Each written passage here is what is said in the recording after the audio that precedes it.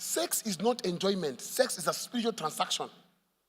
Who you sleep with determines what you get. You sleep with a man who is mad, you become mad. Sex is a spiritual transaction. And you know what? Two things, observe. When you sleep with someone, God is watching and demons are watching. Anytime. Because sex is a worship. Abba. You think I'm lying? Bible says when Onan went to sleep with the brother's wife and he spilled out, God killed him. Where was God when Onan was having sex? God was there. Onan is sleeping. He refused. He spilled it out. God struck him there. He died. Sex is a place where things, spiritual transaction takes place. It's not a 5 minutes enjoyment. That's what it says. Whoever does it sins against his own body. You become one. Bwanako amesota, mnala ovyo. That's why there's some prostitutes. Before you sleep, a man sleeps with them, they will drink, they will eat, they will ask for money first. So that they will take from you. You can't take from them. That's why there's no prostitute that is poor. But the man that sleeps with them becomes poor. That's why they collect fast.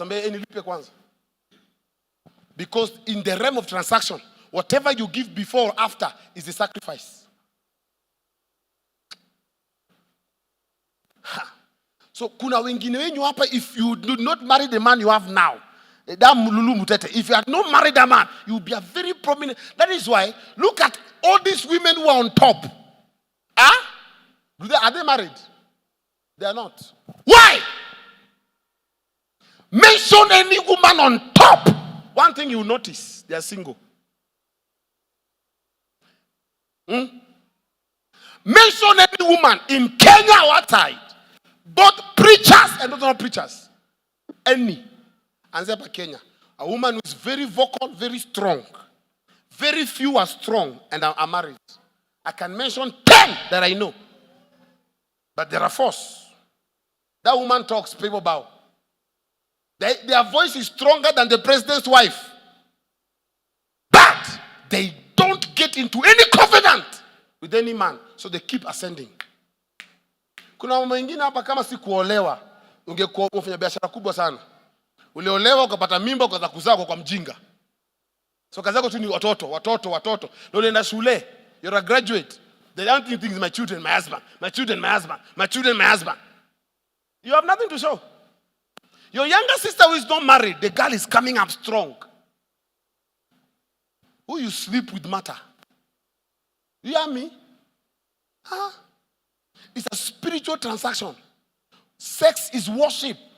It's a ritual. Sex is the only thing that makes a man turn a beast. His eyes turn red. It's only sex. What is that happening? It's a transaction of spirits. You sleep. That's why they are men. Nowadays, they are young boys who are driving big cars. Akona kamama, sindio? Akona mokoro. No. Let's look at it. No. Let's be honest. Kuna tu vijana. 25, 30, 35. Akona Prado, anaishi vizuri. Lakini anakamama. Na anakaeka. This woman has capacity to buy Prado. The man has entered the woman and came out with Prado. Entered the woman, came out to the house in Karen.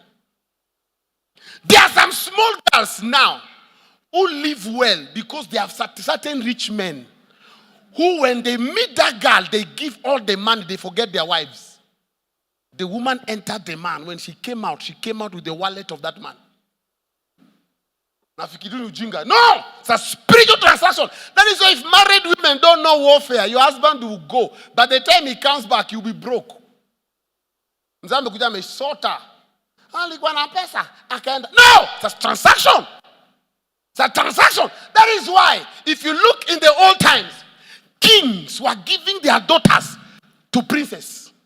A prince of one country would marry a queen in another country. Why? Today, Hindus don't marry anybody. They ask you, where do you come from? How is your family? Look at this. Isaac told Abraham. Abraham told Isaac, you shall not marry from anywhere. You shall marry from your mother's people. Because in Laban's house, there was wealth. In Jacob's home, father Abraham, there was wealth. So wealth continued in the life of Isaac. Kuna wengine hapa ndio mwisema kuna mtu ulipatana naye ama mwana naye. From that time, you went down.